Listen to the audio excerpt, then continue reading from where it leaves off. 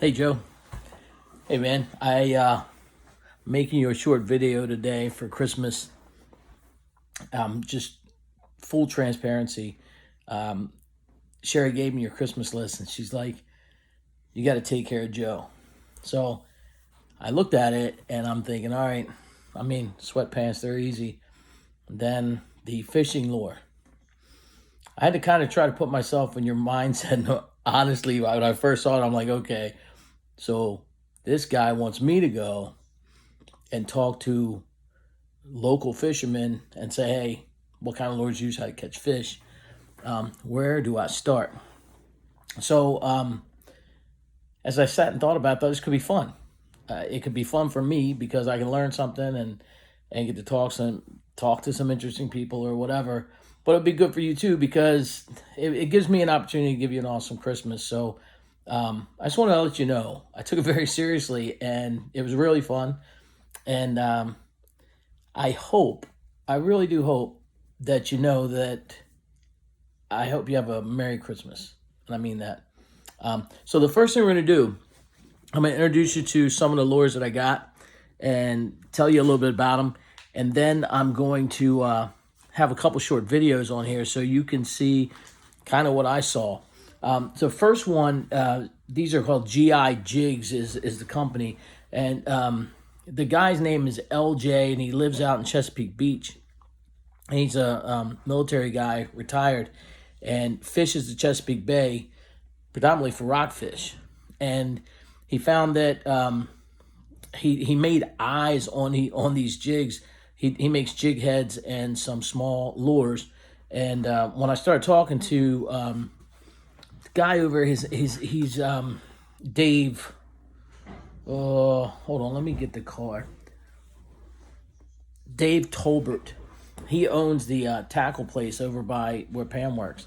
Didn't know he's actually a captain, a Coast Guard certified captain. Anyway, he told me about LJ, who's making these lures, and they're pretty awesome. They're pretty. First of all, this one here, this is called the Pink Lady.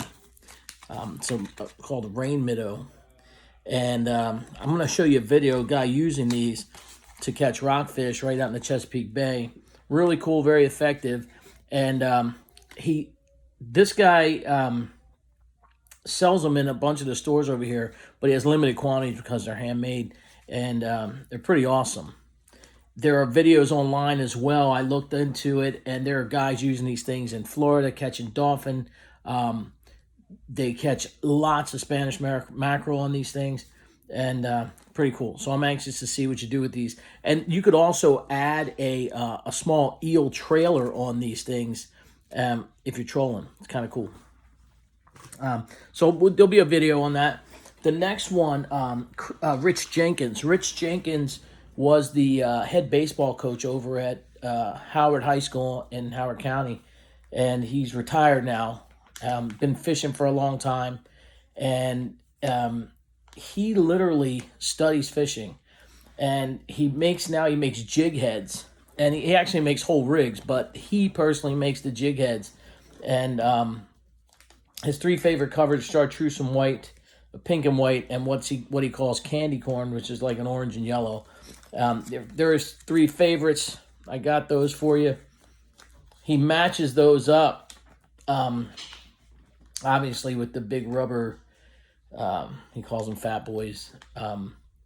Rich lives in Pasadena and fishes Chesapeake Bay for rockfish. Good guy. You'll see a video on him too.